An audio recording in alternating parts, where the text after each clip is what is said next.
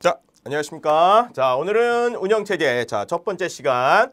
자, 1장 운영체제 개요에 대해서 한번 쭉 보도록 하겠습니다. 자, 설명, 그 다음에 운영체제에 관련된 종류, 그 다음에 역사, 간단하게 한번 알아보도록 하겠습니다. 자, 첫 번째.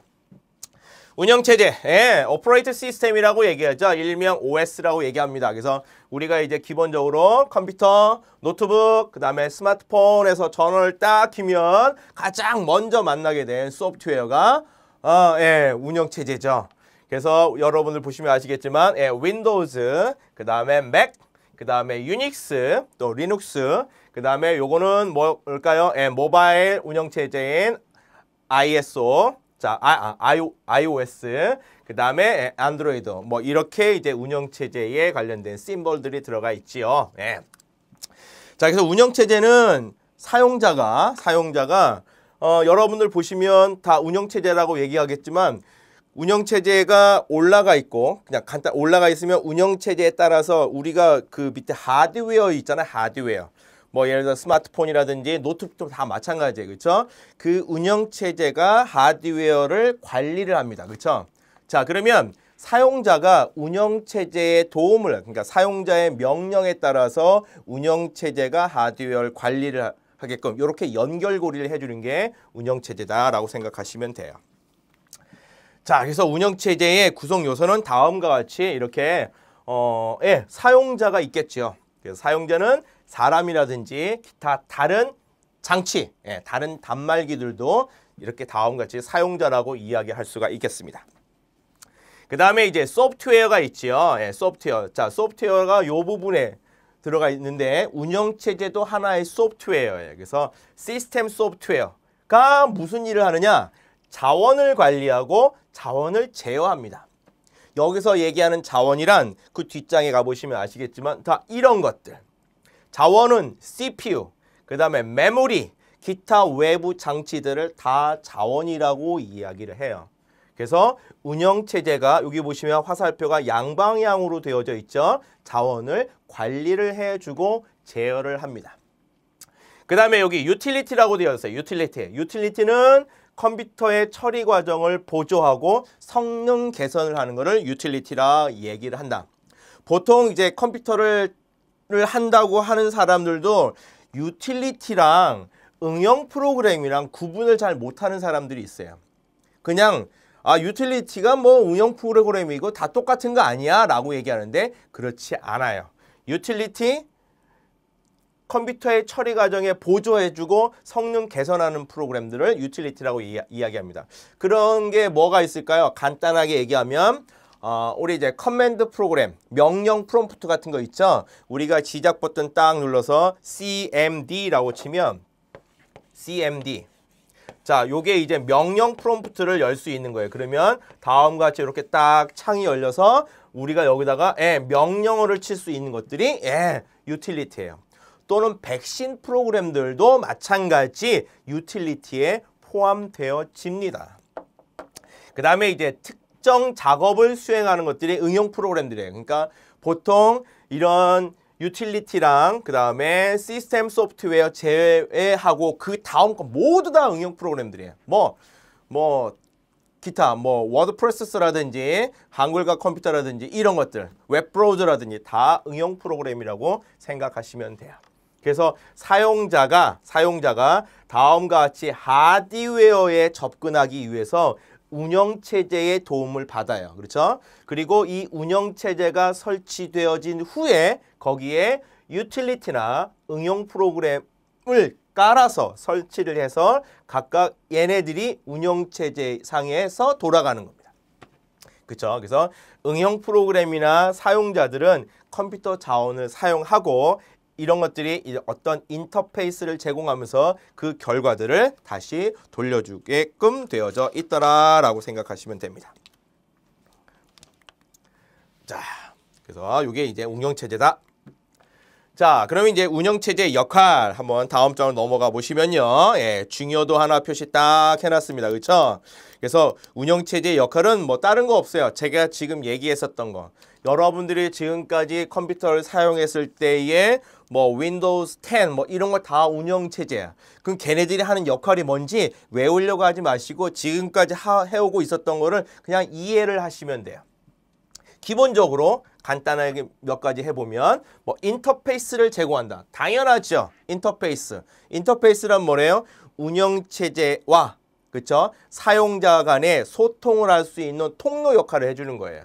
그렇죠? 하드웨어, 사용자, 응용 프로그램, 시스템 프로그램 사이에 인터페이스를 제공해줘서 뭐 키보드라든지 아니면 터치패드라든지 아니면 결과물들을 나에게 보여줄 수 있는 것들, 화면이라든지 다 그게 인터페이스를 제공해주고 있어요.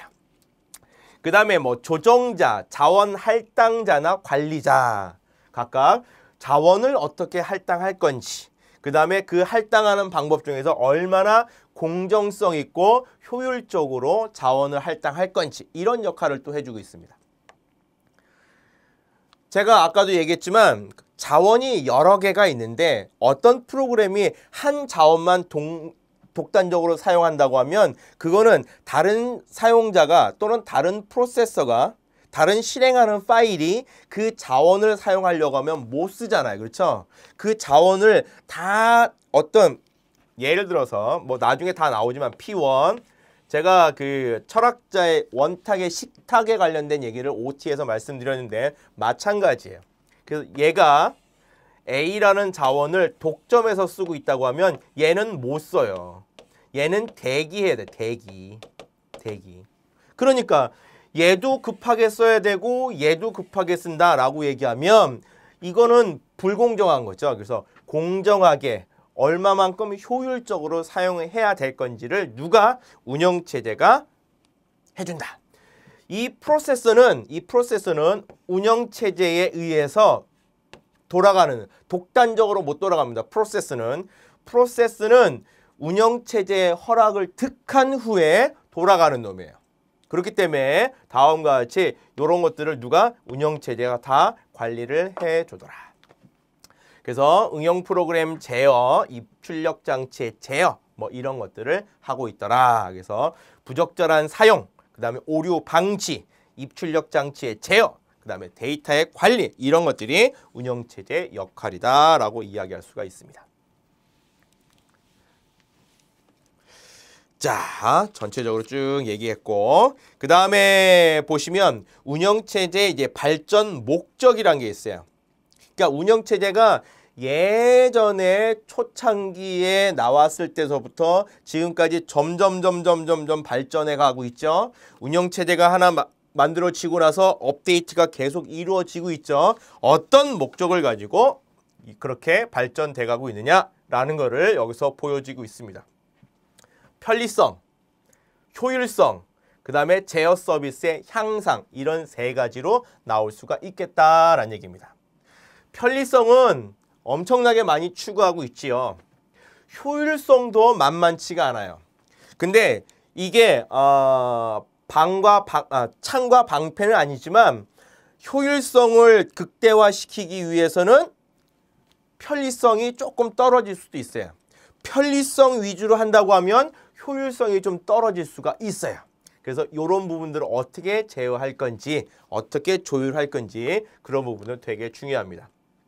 그래서 잠깐 얘기해 보면 편리성은 사용자에게 편리한 환경을 어떻게 제공할 건지 요즘은 뭐 음성으로 다 되죠. 엄청나게 편리했어요. 그렇죠? 그 다음에 요즘 눈빛으로도 그 다음에 소리로도 이렇게 할 수가 있을 거고 효율성이라고 되어져 있는 것들은 이게 시스템의 성능을 어떻게 향상시킬 수가 있는지 거기에 처리량, 그 다음에 지연, 응답 시간이란 얘기는 뭐냐면은 자판기에 100원짜리를 딱 넣었는데 100원이라고 표시되어지는 게 1분 후에 표시가 돼. 그럼 자판기 막 이렇게 흔들죠. 이상하다고. 그러니까 그런 응답 시간도 빨리빨리 단축해야 돼요.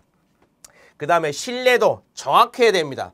자판기에 100원짜리를 딱 집어넣는데 50원이 표시가 돼. 이건 신뢰도가 떨어지는 거죠. 자판기에 100원을 집어넣는데 500원이 표시가 돼? 이거는 좋지만, 그쵸? 시스템이란 얘기는 항상 입력에 대해서 항상 같은 출력을 내야 되는 거예요. 그런 신뢰성이 있어야 됩니다. 그 다음에 사용 가능도가 향상되어야 된다. 이거는 뭐냐면은 오류가 없어야 돼요. 하드웨어 오류. 항상 어떤 그런 오류라든지 어떤 재난 상황에 대해서 빨리빨리 대처할 수 있는 그런 사용 가능도도 향상되어야 된다. 이런 게 이제 효율성에 관련된 얘기입니다. 그 다음에 뭐 제어 서비스 같은 경우에는 뭐 입출력 장치에 관련된 관리나 제어, 그 다음에 시스템 오류 예방에 관련된 게 제어 서비스의 향상 부분으로 이야기할 수가 있겠다. 자, 그래서 한번 본다고 하면 지금 제가 말씀드렸던 거 그대로 다시 이야기하는 거예요. 사용자에게 편리한 환경을 제공하더라. 어떻게 인터페이스를 제공할 건지, 그렇죠? 사용자와 컴퓨터 시스템 간의 정보와 명령들을 상호 교환할 때 얼마나 편리하게 할 건지에 관련된 이야기예요. 지금은 어디까지 편리하게 될지는 아직 모릅니다. 계속 인간은 편리함을 추구하고 있고 그 편리함을 추구한 거에 따라서 운영체제를 만드는 사람, 시스템을 만드는 사람은 시스템 프로그램들은 그걸 계속 업그레이드 시키고 있어요. 그렇죠? 자, 그 다음에 효율성이라고 되어져 있는 거 제가 말씀드렸죠. 그래서 사용자가 많은 대형 컴퓨터 시스템에서 특히 중요하다. 네. 그래서 각각 성능 평가 기준이 있죠. 처리량, 단위 시간당 처리하는 작업량. 예, 중요합니다. 그 다음에 지연이라든지 응답 시간에 관련된 것, 작업을 완료할 때까지 걸리는 시간. 이거 외우려고 하지 마세요. 딱 직감적으로 이해하시면 됩니다. 자, 그래서 시분할 장치나 시분할 시스템이나 온라인 시스템에서는 응답 시간이라고 이야기해요. 리스폰스 타임이라고 얘기합니다. 근데 일괄 처리 시스템이라고 얘기하는 것에서는 이거를 turn around time이라고 해요. 반환 시간이라고도 이야기를 해요. 다 똑같은 이야기들입니다. 자, 그 다음에 이제 아까 얘기했던 신뢰도에 관련된 거, 그죠? 신뢰도. 실패 없이 항상 주어진 값에 따라서 일정한 값을 나올 수 있게끔 하는 시스템. 그 다음에 사용 가능, 가동률이라고 이야기를 합니다. 그래서 사용자가 일정 시간 동안 컴퓨터를 실제로 사용하는 시간의 비율로서 나타내는 거. 그러니까 고장이라든지 오류에 관련돼서 방해 그런 부분들을 다 최소화하고 사용할 수 있는 시간이 얼만큼 있는지 사용 가용도에 대해서도 중요하다. 자, 이렇게 한번 보시면 될 것 같습니다. 그 다음에 이제 제어 서비스의 향상이라고 되어져 있는 거는 뭐 아까도 얘기했던 것처럼 뭐 확장이라든지 효율적 운영을 위해서 뭐 효과적인 개발을 허용하는 방법으로 계속 발전하고 있더라라는 얘기입니다. 그러니까 외부에서 다른 장치를 계속 붙이는 거예요. 확장하는 겁니다. 그래서 그 확장하는 것들이 얼만큼 이 시스템에 잘 녹아 들어갈 수 있는 것, 녹아 들어가게끔 시스템을 만드는 거죠. 그래서 입출력 장치의 동작 관리를 제어하는 것들이 제어 서비스의 향상, 이렇게 이게 발전의 목적이다라고 이야기를 드릴 수가 있어요. 자, 그래서 뭐 편리성, 효율성, 그 다음에 제어 서비스의 향상에 관련된 거 요거 알아두시기 바랍니다. 그 다음에 효율성의 시스템의 성능 향상에 관련된 그런 기준이 있죠. 기준 4가지 잘 알아주시기 바랍니다. 자, 그러면 운영체제의 기능에 대해서 한번 알아보도록 하겠습니다. 자, 운영체제는 특히 2가지로 나눠요. 자원을 관리할 것인지 시스템을 관리할 것인지. 자, 별표 2개짜리입니다. 그래서 자원이라는 게 이야기가 나옵니다. 아까도 제가 말씀드렸죠. 자원은 메모리, 그 다음에 프로세서. 학생분들이 프로세서하고 프로세스를 헷갈려 하시는 분들이 있어요. 프로세서는 처리기입니다. 처리기. 그래서 걔는 CPU예요. CPU. 처리를 한다는 얘기고 프로세스는 그냥 프로그램이 실행 중인 프로그램입니다. 라고 생각하시면 돼요. 그래서 실행 중인 프로그램을 관리하는 것. 즉 운영체제 OS의 허락을 득한 실행 중인 프로그램을 관리한다. 그 다음에 주변의 입출력 장치를 관리한다. 그 다음에 파일, 이런 데이터들, 이런 것들을 뭐라고 한다? 다 자원이라고 하더라라는 얘기입니다.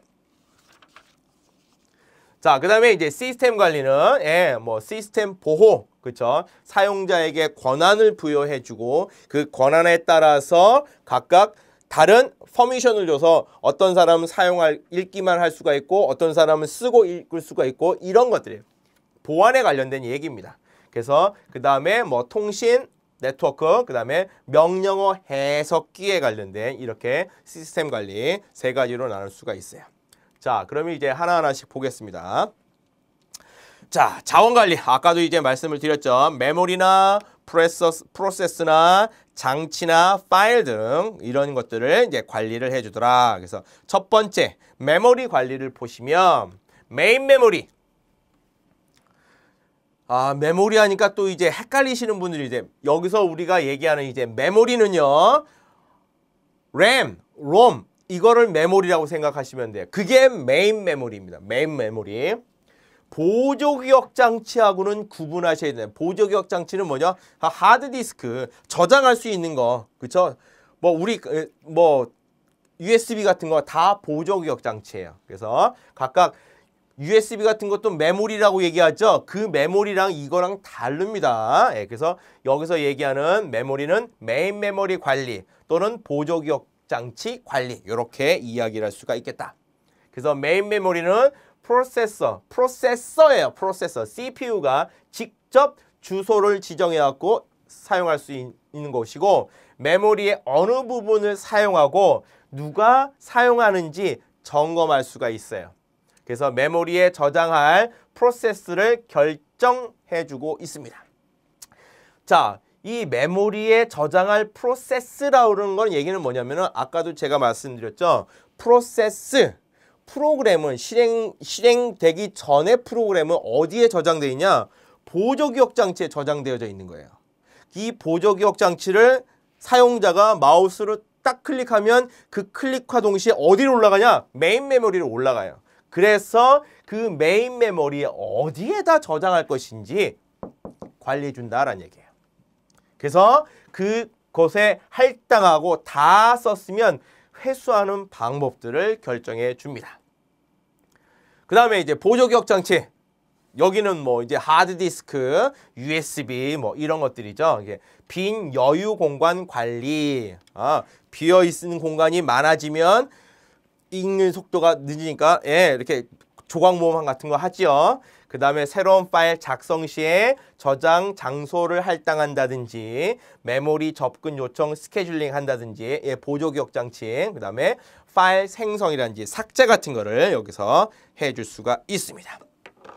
자, 그러니까 여기서는 메모리 관리인데 메인 메모리랑 보조기억 장치 메모리를 두 개를 구분해서 여러분들이 이해만 해주시면 될 것 같아요. 자, 그 다음에 이제 프로세스 관리. 프로세스. 하나의 프로세스는 프로세서, 메모리, 파일, 입출력 장치와 같은 자원으로 구성되어져 있다라고 얘기해요. 그 얘기가 뭐냐면은 보조기억 장치, 하드디스크에 저장되어져 있는 프로그램을 실행시키면 걔가 혼자 돌아가는 게 아니라 어디에 메인 메모리에 올라온다는 얘기는 뭐냐면 CPU를 쓴다는 거예요. 그렇죠? 그러면 CPU에 의해서 걔네들 메모리에다가 할당을 해서 쓰는 겁니다. 그러면 그 쓰는 거에 따라서 나중에 걔를 다 하고 파일에 저장할 수가 있고 그거를 입출력 장치에다가 내보낼 수도 있는 거예요. 그런 자원들을 다 사용할 수 있겠다라는 얘기입니다. 자, 그래서 자원은 프로세서 생성 시에 제공이 되어지고 있어요.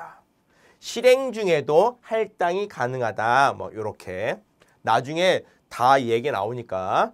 다음에 이제 또 시스템은 이런 프로세스의 집합들 여러 개의 프로세스들을 이야기하더라. 그래서 운영체제 프로세서, 시스템 코드를 수행하는 것, 그 다음에 사용자 프로세서, 사용자 코드를 수행하는 것. 즉 운영체제 프로세서란 얘기는 뭐냐면 사용자가 접근하지 못하는 프로세서예요. 보통 이거 우리가 윈도우에 쓰면 뭐라고 하죠? 컨트롤 알트 델 키를 딱 누르면 작업 관리자가 쫙 나오고 밑에 서비스라고 되어져 있는 내용들이 쭉 나오죠. 그거 엄청나게 서비스들이 많아요. 그렇죠? 그거 사용자가 접근할 수 있는 것도 있고 접근하지 못하는 것들도 있어요. 즉 그건 누가 쓰고 있는 거야? 운영체제가 컴퓨터를 딱 킨과 동시에 운영체제를 관리하기 위한 프로세스가 돌아가고 있는 거예요. 그래서 거기서 사용자가 컨트롤 이렇게 되게 딱 눌러갖고 내가 이 프로세스를 한번 죽여볼까? 작업 끝내기 버튼을 눌러도 안 죽는 것들이 있어요. 못 죽입니다. 그럼 누가 쓰는 거예요? 시스템 프로세서가 써요. 운영체제가 쓰고 있는 겁니다. 못 죽여요. 근데 죽었다. 사용자 프로세서라고 이야기해도 됩니다. 그런 것들은. 자, 일반적으로 그렇게 생각하시면 돼요. 그래서 모든 프로세서는 프로세서 분할을 해서 병행, 수행 가능하다라고 이야기도 합니다. 그러니까 CPU를 여러 개로 나누어서 그쵸 한 놈만 독립해서 그러니까 독점적으로 사용하는 게 아니라 조금 분할해서 사용할 수 있겠다라는 이야기를 드릴 수가 있어요.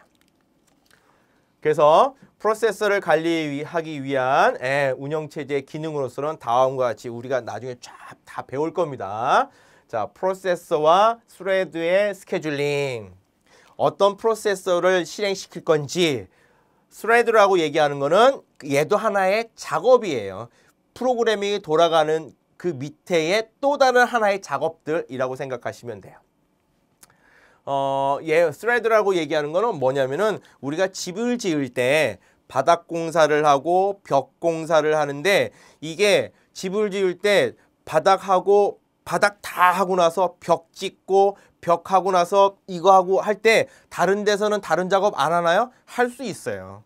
그러니까 집을 짓는다라는 프로세스가 돌아가면 그 안에 여러 개의 다른 동작에 관련된 작업들을 할 수 있다라는 얘기입니다. 그래서 그런 작업들을 누가 먼저 하고 누가 나중에 할 건지. 바닥 공사도 안 했는데 위에 옆에 벽 치고 그 다음에 여기 도배하고 막 그러면 안 되겠죠. 그런 것들에 관련된 스케줄링. 그 다음에 사용자 프로세서하고 시스템 프로세서의 생성과 제거. 그 다음에 중지, 재실행, 동기화, 통신 방법. 그 다음에 교착, 데드록이라고 얘기하는데 이거를 방지하는 방법들을 제공하고 있더라라고 생각하시면 됩니다. 자, 주변 장치들은 그렇게 어려운 얘기들은 아니에요. 그렇죠? 주변 장치. 예를 들어서 특수 프로그래밍 장치 드라이브를 사용해서 입출력 장치와 상호작용을 할 수 있도록 해주더라. 이거 뭐냐면 장치 드라이브에 관련된 이야기인데 하드웨어 관련 요즘은 플러그 앤 플레이라고 해갖고 USB나 뭐를 꽂으면 자동적으로 인식되죠. 예전엔 그렇지 않았었거든요. 예전에는 USB 같은 거 꽂아도 USB에 관련된 장치 드라이브를 깔고 그래야지만 운영체제가 인식해서 사용했어요. 혹 가다가 요즘 어떤 하드웨어를 추가하더라도 그렇게 벤더에서 만든 업체에서 제공하는 프로그램을 깔아야지만 그 다음에 운영체제가 걔를 인식해서 돌아가는 것들이 있을 거예요. 그렇죠? 그런 것들을 의미합니다. 그 다음에 이제 주변 장치, 입출력 장치라고 얘기하죠. 그런 운영체제 기능으로서는 버퍼의 기능을 제공해주고 임시 저장할 수 있는 거, 그 다음에 장치 드라이버용 인터페이스를 제공해주고 특정 장치 드라이브도 제공해주더라. 이렇게 그냥 간단하게 알아두시면 될 것 같습니다. 그 다음에 파일하고 데이터 관리에 관련돼서는 간단하게 운영체제 기능으로서는 파일을 삭제하고 생성. 그 다음에 디렉토리 생성 삭제. 디렉토리가 우리가 윈도우에서 얘기하는 폴더의 개념입니다. 운영체제를 배울 때는 폴더라고 이야기를 안 해. 다 디렉토리라고 얘기합니다. 디렉토리. 그 다음에 보조기억 장치의 파일 매핑. 파일 매핑이라는 얘기는 뭐냐면은 파일과 이 보조기억 장치에서 우리가 데이터를 불러와서 쓸 때 그 파일을 램에다가 메인 메모리에다 올릴 때 그 올리는 주소에 관련된 얘기예요. 그래서 주소 매핑에 관련 파일 매핑. 그 다음에 안전한 또는 비휘발성 장치에 대한 파일 저장. 비휘발성이라는 얘기는 전원을 뽑아도 안 날아가는 그런 걸 이야기하죠. 자, 그런 것들을 이야기하고 있습니다. 한번 읽어보시면 될 것 같아요. 자, 요게 이제 자원 관리에 관련된 얘기예요. 그렇죠? 자, 자원 관리, 메모리 관리, 그 다음에 프로세서 관리, 그 다음에 입출력 장치, 그 다음에 파일 장치, 데이터, 뭐 이런 것들이다라는 걸 알아두셨으면 합니다. 자, 그 다음에 시스템 관리는 뭐 사용자 권한을 부여해서 보호에 관련된 보호, 그렇죠? 컴퓨터의 자원의 프로그램, 뭐 프로세서 사용자의 접근 제어 방법에 관련된 얘기입니다. 자, 파일에 관련된 사용 권한을 부여해서 데이터의 암호화 및 서비스를 제공해 주라. 예, 보안에 관련된 얘기입니다. 우리가 이제 마이크로소프트에서 제공해주는 NTFS 파일 시스템이라고 이야기를 하죠. NT, New Technology File System이라고 이야기를 해요. 자, 요게 있고 그 다음에 뭐 F8라고 되어져 있는 파일 시스템도 있죠. FAT, 뭐 32, 뭐 16, 이렇게 보통 USB 같은 거 한 8기가 이하 정도, 4기가 이하 정도의 USB 같은 거 보시면 다 어떻게 FAT으로 되어져 있어요. 그렇죠? 그런데 대용량 뭐 10기가짜리를 이 USB에다가 딱 복사를 하려고 복사가 안 되는 경우가 있어요. 왜 그러냐면 자, 파일 알로케이션 테이블이라고 되어져 있는 이런 파일 시스템은 대용량의 파일들을 그쵸 저장할 수가 없어요.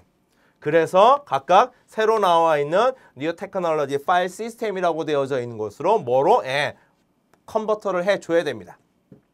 그래서 여기에는 다음과 같이 보호와 보안의 개념이 전혀 없는 파일 시스템이에요. 여기는 각각 여기서 얘기하는 것처럼 각각 뭐 사용자의 파일 권한, 파일에 관련된 사용 권한도 부여해 줄 수가 있고 암호화도 할 수가 있고 각각 여러 가지 파일 시스템이 업그레이드 되어져 있는 상태입니다.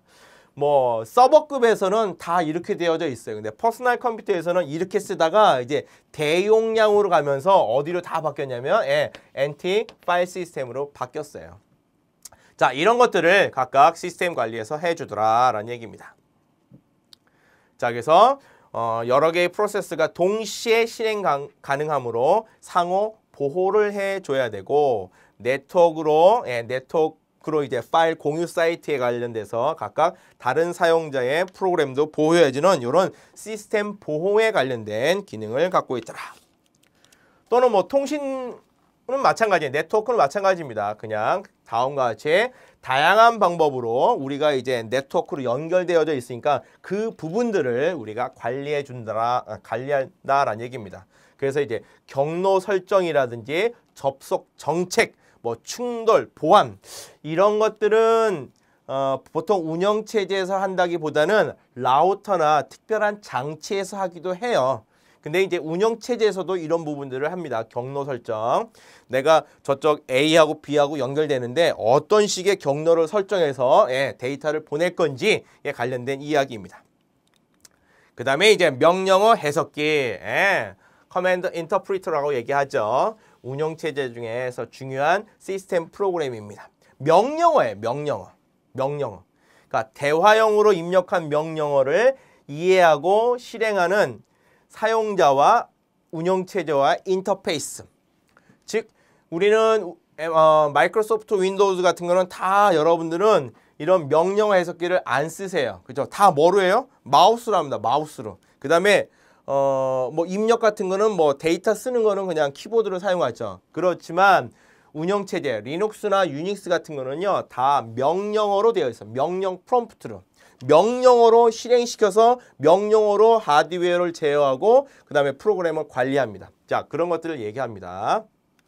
그래서 사용자가 입력한 명령은 각각 제어문으로 운영체에 전달되고 이 전달된 명령어를 해석한다 라는 얘기를, 그래서 인터페이스의 역할을 할 뿐 운영체제는 아니다 라는 거 알아두셨으면 하겠습니다. 자, 그러면 운영체제 종류를 한번 볼까요? 종류. 여러분들 이게 쭉 보시면 외우려고 하지 마시고요. 그냥 이해하시면 돼요. 자, 운영체제는 뭐 시스템의 발전 과정, 뭐 용도 또는 응답 시간이나 데이터의 입력 방법에 따라서 운영체제를 쭉 구분합니다. 일괄, 다중, 프로그래밍, 다중처리, 시분할, 실시간, 분산처리 시스템. 요게 이렇게 보면 시대적으로 여기가 가장 나중에 최근에 나온 거. 이게 가장 초창기의 운영체제라고 생각하시면 돼요. 자, 요걸 이제 하나하나씩 보는데 간단하게 보면 일괄처리라는 거는 뭐냐면 간단합니다. 작업할 것들을 한 대 모아놨다가 나중에 일괄적으로 처리하는 거예요. 일괄적으로. 뭐라고 얘기하면 될까요? 간단하게 얘기하면 어떤 상점에서 카드를 이렇게 카드 결제를 하잖아요. 그럼 카드 결제를 하면 그 카드 결제한 영수증 같은 거 있잖아요. 그 영수증을 나중에 모아서 뭐 은행에 가나요? 카드 회사에 가면 카드 회사에서 그거에 따라서 돈을 주죠. 뭐 이런 것들이 아닐까 싶어요. 한 대 모아놔서 나중에 한꺼번에 처리하는 거. 다중 프로그래밍이란 얘기는 뭐냐면은 CPU 하나에 여러 개의 프로그램을 돌리는 것. 다중 처리, 요게 프로세서예요. 프로세서. 다중 처리란 얘기는 뭐냐면 CPU가 여러 개 있는 거예요. 시분할이란 얘기는 뭐냐면은 각각 다중 프로그래밍, 다중 처리가 되면서 각각 여러 개의 프로그램들을 시간 단위로 나눠서 동시에 실행되는 것처럼 하는 게 시분할 시스템이에요. 실시간 처리란 얘기는 뭐 이거 아시겠죠? 내가 지금 실행하는 것들의 응답을 실시간으로 온라인으로 연결돼서 응답이 올 수 있도록 되어지는 것들. 분산 처리 시스템 같은 경우에는 뭐가 되겠습니까? 네트워크를 통해서 다른 쪽에 있는 컴퓨터와 나하고 연결이 되어져서 그렇죠? 나의 자원을 다른 사람에게 꿔주기도 하고 그쪽에 있는 자원을 내 자원으로 갖다 쓸 수 있는 것들. 분산 처리 시스템. 그래서 이 부분 같은 경우에는 각각 네트워크가 완성되면서 이제 만들어진 시스템이라고 생각하시면 됩니다. 자, 이제 하나하나씩 보도록 하겠습니다. 자, 일괄 처리 시스템. 초창기에는 뭐 작업을 올리고 해제하는 시간을 줄이는 데만 관심을 뒀어요. 그러니까 작업을 하는데 그 다음에 작업이 끝나는 시간을 줄이는 데만 이제 관심을 갖고 있었는데 그래서 일괄 처리, 뭐 버퍼링, 스플링 방법을 도입하였다라고 얘기 나오죠. 그게 뭔지 한번 보도록 하겠습니다. 일괄 처리는 아까도 얘기한 것처럼 직렬 처리 기술과 동일하다. 데이터를 일정한 시간 될 때까지 모아놨다가 한꺼번에 처리하는 거예요. 한꺼번에 작업 모아놨다가 오퍼레이터가 작업들을 일괄적으로 처리하는 거. 요게 일괄 처리라고 생각하시면 돼요. 자, 얘네들의 장점을 한번 볼까요? 거기 쭉 나와 있죠? 기억, 니은, 디귿으로. 그렇죠? 많은 사용자가 컴퓨터 프로그램의 자원을 공유할 수가 있어요. 그렇죠? 그러니까 한 사람만 독립해서 쓰는 게 아니라 나도 쓰고 너도 쓰고 너도 쓰고. 그런데 어떻게 돼? 실시간은 아니야. 그러니까 걔가 모아놨다가 한꺼번에 처리하는 거예요. 그렇죠? 그 다음에 자원을 덜 사용 중일 때, 그렇죠? 사용하지 않을 때 작업 처리를 교대로 할 수가 있다. 다른 애들도 사용할 수가 있다라는 얘기예요. 자, 사용자가 수동으로 개입해서 또는 감독하여서 컴퓨터의 자원의 유효 회피가 가능하다. 유휴라는 얘기는 뭐냐면은 CPU가 쉬는 시간을 이야기를 해요. CPU는 쉬면 안 돼요. 항상 일해야 됩니다. 그렇죠? 우리가 어떤 메시지를 제공해주면 그거에 따라서 계속 일을 해야 되는데 얘가 쉬고 있으면 응답이 늦게 오니까 그런 유휴 시간, 쉬는 시간을 회피가 가능하다라는 거.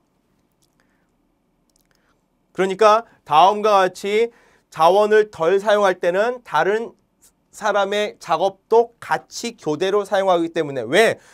한꺼번에 걷어들이는 거니까 너도 하고 너도 하고 너도 하고 다 하는 거예요. 그렇죠? 모아놨다가 한꺼번에 처리하는 거니까 다 할 수 있겠다라는 얘기예요. 자, 근데 이제 단점은 뭐냐면은 그렇죠? 준비 작업들의 유형이 동일해야 돼요. 똑같은 일만 해야 돼. 똑같은 일.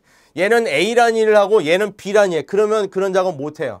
똑같은 A라는 작업을 똑같이 수행해야 된다는 거. 그리고 모든 작업의 유형은 입력이 불가하다는 거예요. 여러 가지 작업 못 한다는 얘기예요. 그 다음에 입출력 장치가 프로세서보다 속도가 느려요. 예, 프로세서의 유효 상태가 발생될 수 있어요. 여기는 유효 회피가 가능하다고 하였지만, 그렇죠?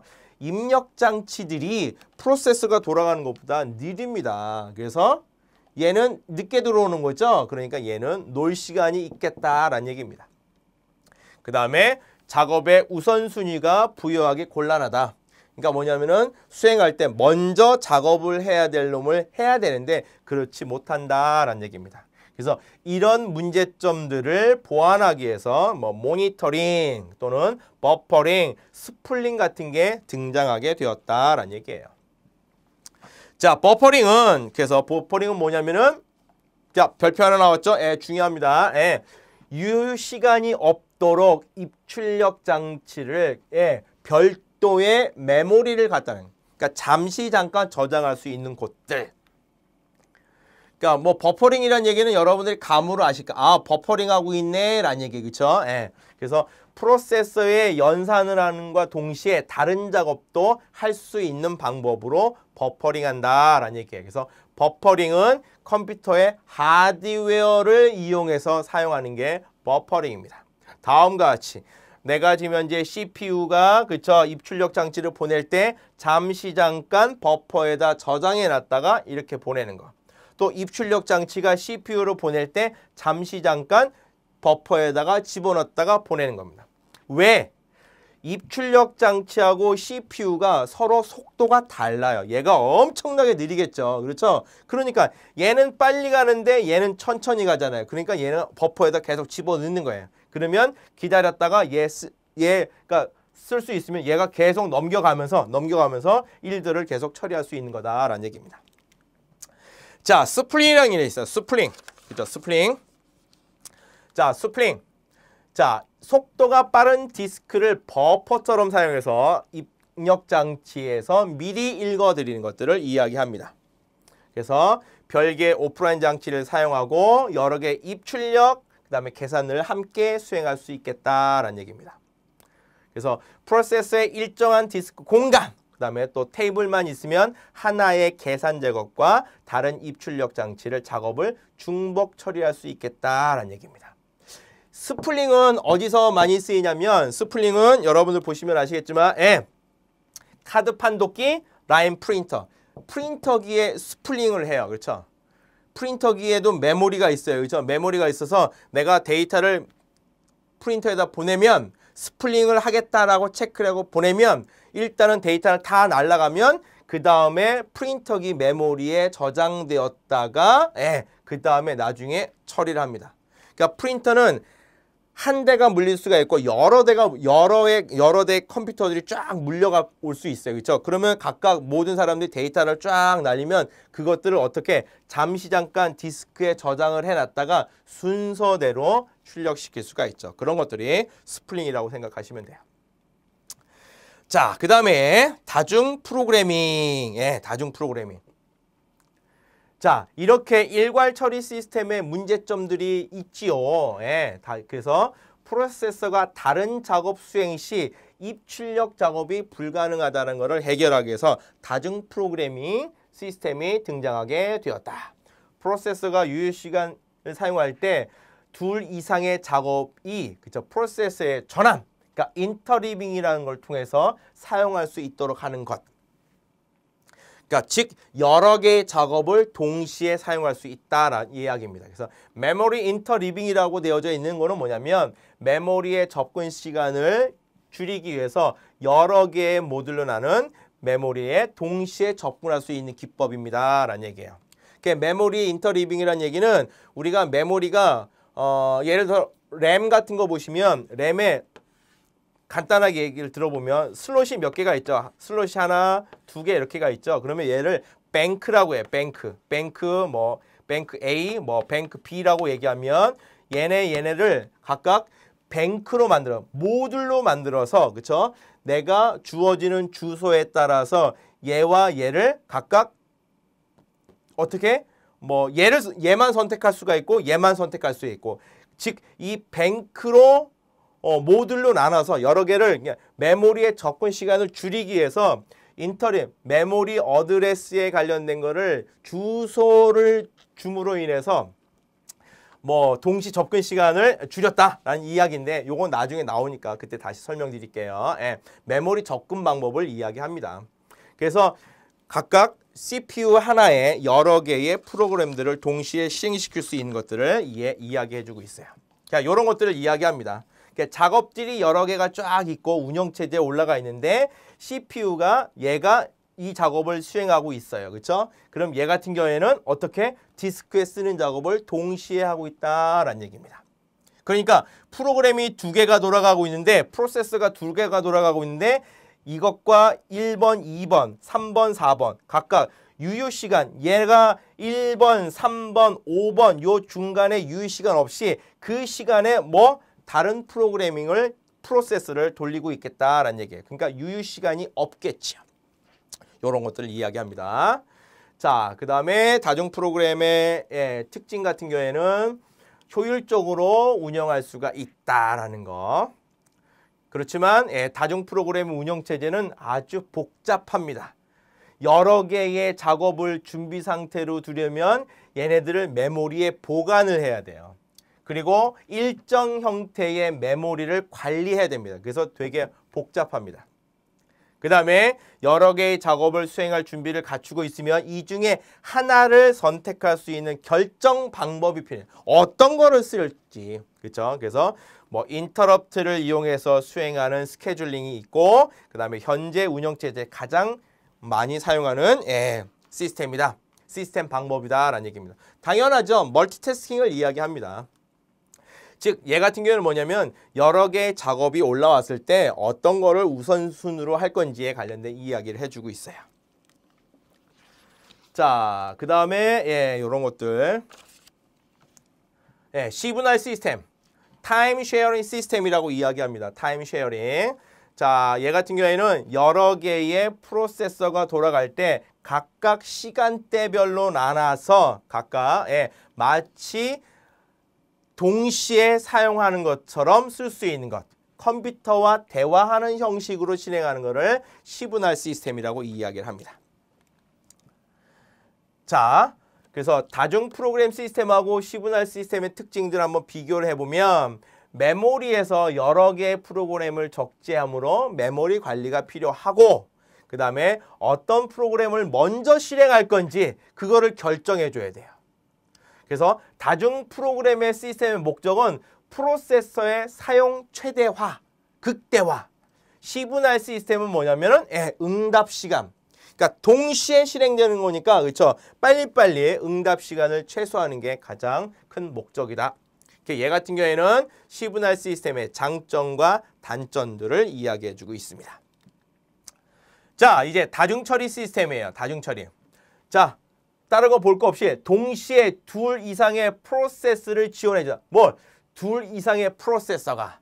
코어가 몇 개, 2개, 4개, 8개짜리 뭐 그런 것들이 다중 처리 시스템이라고 생각하시면 돼요.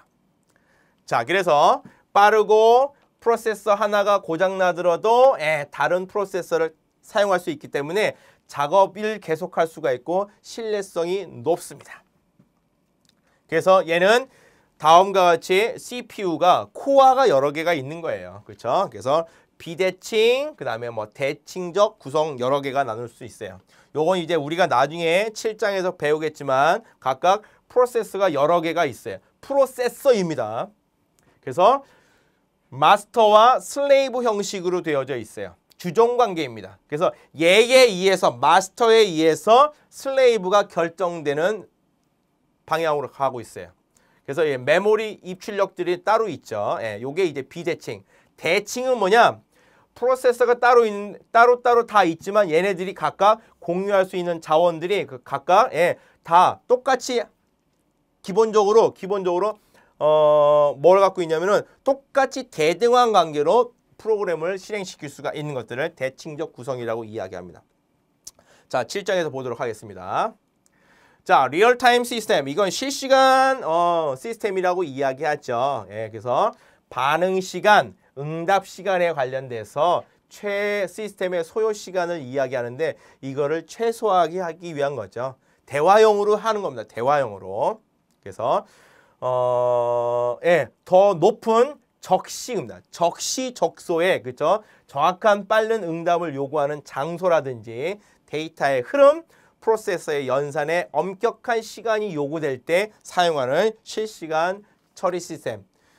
요즘은 뭐 다 온라인 시스템이기 때문에 요즘 사용하는 그 전산 처리 시스템 같은 건 거진 다 실시간 처리 시스템이라고 생각하시면 될 거예요. 자, 이렇게 우리가 이야기 나눌 수가 있습니다.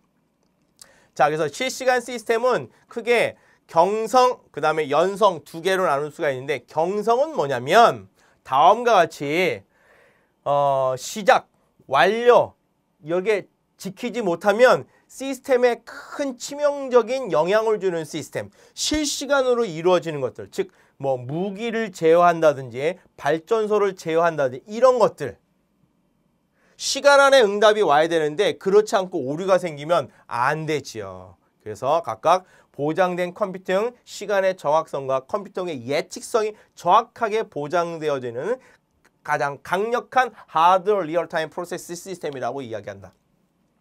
연성은 뭐냐? 시간에 관련된 제약 조건이 있는데 이거를 지키지 않아도 돼요. 어떤 것들? 동영상 프레임 같은 것들. 동영상 프레임을 보시면 시간에 따라서 쭉 실시간으로 응답이 들어오죠. 그런데 얘네들을 프레임을 건너뛰어도 영상을 재생하는데 문제가 없어요. 그러니까 드르륵 갔다가 다시 뒤로 갔다가 이렇게 해도 되는 거잖아요. 그렇죠? 이런 것들을 연성 시스템, 연성 실시간 시스템이라고 이야기한다. 자, 분산 처리 시스템에 관련돼서는 뭐 우리가 보시는 바와 같이 각각 네트워크로 연결되어져 있는 여러 가지 시스템입니다. 그렇죠? 자원을 공유하기 위해서 사용되어지는 것들입니다. 나중에 우리가 이제 병렬 처리 시스템 할 때 배우니까 여기 간단하게 넘어가겠습니다. 자, 운영체제의 역사도 간단하게 한번 볼게요. 자, 여기 보시면 맨 처음에는 없고 일괄 처리, 대화형이란 얘기는 뭐냐면은 키보드나 모니터가 등장하기. 키보드나 모니터가 등장하게 됐고 그 다음에 시분할, 다중 프로그래밍, 다중 처리, 다중 사용자. 다중 프로그래밍 기술이 개발되었다라고 얘기해요. C 언어가 이때 이제 등장을 하고 그 다음에 여기 이제 개인용 PC가 등장하면서 분산 다중 모드, 분산 처리 시스템이 나옵니다. 그리고 클라이언트, 서버, 그 다음에 뭐 P2P 여러 개의 지금 현재 사물 인터넷까지 여러 개의 운영체제가 등장하게 되었다라는 얘기입니다. 자, 간단하게 뭐 쭉 보시면 다시 한번 보시면 되겠죠. 자, 간단하게 이야기하겠습니다. 자, 처음에 운영체제가 없었습니다. 그래서 하드 와이어링이라고 해갖고 진공관을 썼고 진공관이라는 거에 전선을 이어서 전선을 이렇게 빼갖고 여기다 꽂고 다음 처리할 때 여기 있는 거 여기서 꽂아서 각각 이렇게 하는 거를 하드 와이어링이라고 이야기합니다. 그래서 논리 회로를 구성해서 계산을 하는 것들이에요. 자, 그 다음에 이제 50년대에 이제 IC라고 되어져 있는 게 이제 등장해서 인터그레이티드 서킷이라고 얘기하죠. 그래서 일괄 작업, 일괄 프로세싱 똑같은 이야기입니다. 컴퓨터 CPU, 메인 메모리, 천공 카드 리더, 라인 프린터처럼 뭐 이런 것들이 한몫을 해서 컴퓨터라고 되어져 있는 게 드디어 만들어지기 시작한 거예요. 그래서 가장 대표적인 게 성적 처리 시스템, OMR 카드 같은 거 성적 처리 시스템 같은 거 있죠. 그때 이렇게 등장하게 되었다. 자, 그 다음에 이제 대화형 시스템이라고 얘기하는 건 뭐냐면 이때 이제 모니터하고 키보드하고 마우스 같은 게 등장하게 된 겁니다. 그래서 각각 대화를 해가면서 키보드의 입력에 따라서 모니터를 보고 모니터에 출력된 결과를 보고 거기에 따라서 다시 키보드로 우리가 원하는 데이터를 집어넣고 그거에 따라서 입력과 출력으로 나눠서 사용하는 걸 대화형 시스템이라고 이야기합니다. 자, 그 다음에 뭐 아까도 얘기했지만 시분할 시스템이라고 이야기를 하죠. 그래서 다중 프로그래밍이 개발되었고 프로세서 스케줄링까지 도합해서 각각 시분할과 다중 작업 동시 처리할 수 있도록 다중 작업 시스템을 만드는 것들. 요게 이제 등장하게 배경되어지는 원인이에요. 그렇죠? 시분할, 다중처리, 실시간을 이용한 시스템의 처리 능력 향상을 위해서 등장하게 되었다. 그래서 여러 사람들이 사용할 수 있는 것, 유닉스, C 언어가 등장하겠어요. 그렇죠? 유닉스는 혼자만이 쓰는 게 아니라 여러 사람들이 같이 쓸 수 있는 시스템으로 만든 겁니다. 다중 프로그래밍과 다중 사용자들이 사용할 수 있도록 만든 것들. 그래서 여러 프로그램을 동시에 시행시킬 수도 있어요. 그러니까 시분할 시스템이 등장하면서 다중 처리, 다중 작업, 그 다음에 시분할, 그 다음에 실시간 다 한꺼번에 일어나게 되어지는 겁니다. 자, 그 다음에 분산 처리 시스템 같은 거는 뭐냐면 각각 집적도가 인터넷도 네트워크도 만들어지게 되고 마이크로 프로세서라고 되어져 있는 고집적되어져 있는 IC 체계가 되면서 각각 뭐가 TCP, IP라고 되어져 있는 네트워크 프로토콜에 의해서 모든 것들이 LAN이라고 되어져 있는 것에 따라서 다음과 같이 연결되어져 있는 시스템입니다. 분산 처리 시스템, 분산 시스템. 자, 그림은 이렇게 되어져 있어요. 그렇죠? 메인 프레임하고 분산 처리 시스템에 의해서 이게 메인 서버에 연결되면 얘네들이 각각 자원을 다 공유할 수 있게끔 되어졌다. 자, 그 다음에 이제 클라이언트 서버 시스템은 클라이언트 서버라고 되어져 있는 건 뭐냐면 클라이언트는 서비스를 제공받는 놈, 서버는 서비스를 제공하는 놈, 이렇게 구분할 수가 있는데 각각 우리가 이제 우리 사용자들, 우리가 웹을 많이 쓰시죠?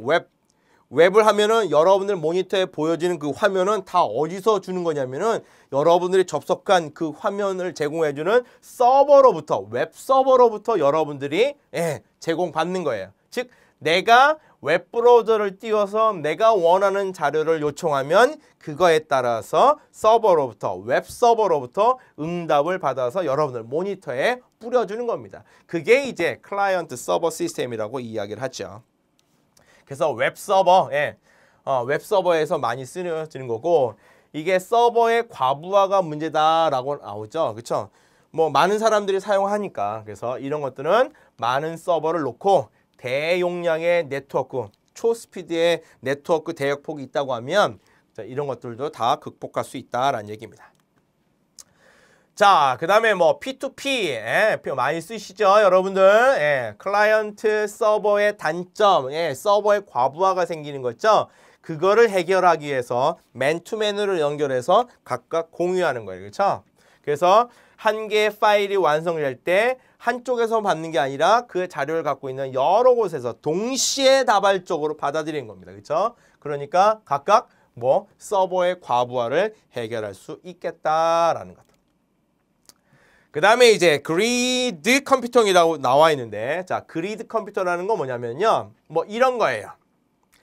하드웨어적으로 컴퓨터 환경을 통합하는 겁니다. 그 다음에 사스, 이거 병 이름이 아니라 사스라고 해서 소프트웨어 애즈 어 서비스라고 사스라고 되어져 있는 게 있는데 사스는 뭐냐면 얘는 각각의 여러 개의 다른 기종의 컴퓨터를 묶어서 여러 개의 하드웨어적인 컴퓨팅 환경을 구성한다고 하면 얘는 뭐냐면은 소프트웨어를 구성하는 거예요. 소프트웨어를. 그러니까 그림으로 본다고 하면 이겁니다. 글로벌틱하게 여러 개의 다른 환경에 있는 컴퓨터들을 통합하는 거를 뭐라고 그리드 컴퓨팅이라고 얘기해요. 사스는 뭐냐? 이거야. 사스는 컴퓨터가 아니라 프로그램을 통합하는 거를 사스라고 이야기합니다. 거의 이렇게 돼가고 있죠. 자, 또 클라우딩 컴퓨터라고 얘기하죠. 클라우딩 컴퓨팅은 그리드, 이기종 간의 여러 개의 하드웨어적인 컴퓨터 시스템과 소프트웨어를 합쳐서 요즘 클라우드 시스템 많이 사용하시죠. 그래서 각각 PC나 핸드폰, 스마트 기기를 클라우드에 올려놓고 모든 사람들이 어디서든지 실시간으로 언제든지 사용할 수 있는 것들 클라우드 컴퓨팅이라고 이야기를 합니다. 그죠? 그래서 하드웨어를 포함한 시스템이 구름에 가려진 것처럼 사용자에게 보이지 않는 컴퓨터 환경을 의미한다라는 얘기입니다. 자, 이런 것들을 이야기하죠. 그 다음에 사물 인터넷. 예, 사물 인터넷. 지금 현재 뭐 많이 대두되고 있죠. 사물 인터넷. 사물의 센서들을 다 뭐 그림을 한번 보시면 이겁니다. 그쵸? 이거 뭐죠? 세탁기, 시계, 자물쇠, 뭐 휴대폰, 차량, 자물쇠, 전구, 비행기, 강아지 집, 뭐 그다음에 뭐 병원 이런 거에 모두 다 네트워크로 연결돼서 이것들을 하나로 모아주는 겁니다. 그렇죠? 여기에 다 뭐가 있냐면 네트워크로 연결되어져 있는 겁니다. 그렇죠? 그래서 그거의 환경들을 다 내가 알 수가 있고 실시간으로 언제 어디서든지 누가라는 얘기는 좀 아무나는 아니지만 허락이 득되어져 있는 사람만, 허락되어져 있는 사람만 연결해서 쓸 수 있고 자료들을 서로 공유할 수 있는 것들을 사물 인터넷이라고 얘기하죠. 그래서 각각 이런 모든 사물에 뭐 IP를 하나씩 줘서 그 IP에 따라서 정보가 공유되어져 있는 거예요.